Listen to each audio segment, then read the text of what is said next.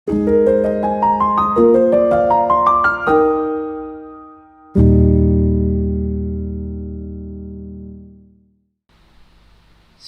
Bapak Ibu Saudara sekalian. Bagaimana kabar Anda sekalian? Semoga kita semua masih dalam keadaan yang baik sampai dengan hari ini. Bacaan Alkitab yang akan menjadi perenungan kita hari ini diambil dari Yunus pasal 1 ayat 1 sampai 17. Saya yakin kita semua sudah tidak asing dengan kisah Yunus ini. Yunus biasanya diingat sebagai seorang nabi yang mengingkari panggilan Tuhan. Tapi Bapak Ibu, di balik kisah pengingkarannya itu ada sebuah tindakan berani yang dilakukan oleh Yunus, yang menurut saya patut kita teladani, patut diteladani oleh umat percaya di saat-saat ini. Nah, suatu ketika Bapak Ibu, Tuhan memanggil Yunus untuk pergi ke Niniwe.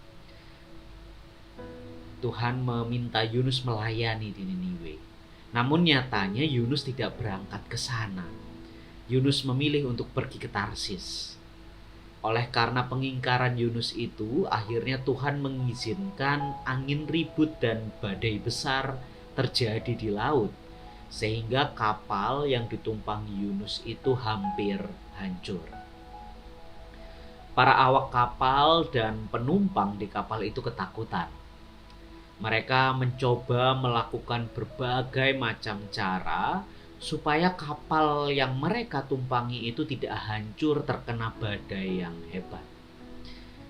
Di tengah suasana yang mencekam itu, Yunus melakukan tindakan yang tadi saya sebut dengan sebuah tindakan yang berani. Mari kita perhatikan di ayat 10. Tindakan berani yang dilakukan oleh Yunus itu adalah ia keluar dari kenyamanan tidurnya untuk mengakui pelanggaran yang telah ia lakukan, bahwa ia telah melarikan diri dan jauh dari hadapan Tuhan. Yunus memberanikan diri keluar dari kenyamanan pengingkarannya dan mengakui segala pelanggarannya di hadapan Tuhan. Bapak Ibu Saudara sekalian, mengakui pelanggaran itu bukanlah sebuah tindakan mudah yang biasa dilakukan kebanyakan orang. Justru kecenderungan kita itu menutupi pelanggaran kita. Namun Yunus di dalam teks Alkitab yang kita renungkan hari ini memberikan teladan spiritual yang amat sangat baik. Yunus mengakui pelanggaran yang telah ia lakukan. Yunus pada akhirnya sadar bahwa mengakui segala pelanggaran itu adalah sebuah tindakan yang amat sangat berharga. Dan memang itulah yang Tuhan inginkan. Sesaat setelah mendengar pengakuan dosa Yunus itu, Allah mengirimkan seekor ikan besar untuk menelan Yunus dan mengizinkan Yunus tinggal di dalam perut ikan besar itu. Untuk apa? Jika nanti Anda membaca pasal 2, maka Anda akan mendapati pengalaman pribadi Yunus dengan Tuhan di dalam perut ikan itu. Yunus mengalami retret di dalam perut ikan itu. Yunus bergaul erat dengan Tuhan di dalam perut ikan itu. Ternyata pengakuan dosa Yunus itu tadi mengantarkan Yunus ke sebuah relasi yang makin karib, yang makin dekat dengan Tuhan. Penyadaran diri akan kelemahan dan pelanggaran kita itu adalah sebuah pintu masuk bagi kita untuk makin dekat pada Allah Sang Pengasih itu.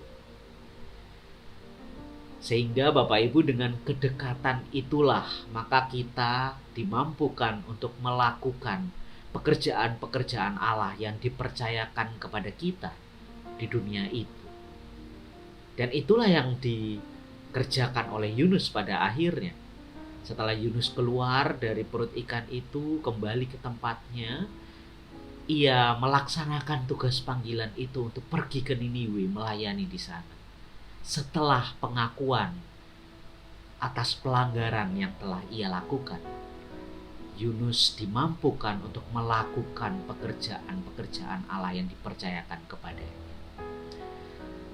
Bapak Ibu Saudara sekalian, mari saat ini kita pakai kesempatan yang singkat ini untuk menilik, untuk melihat batin kita lebih dalam lagi.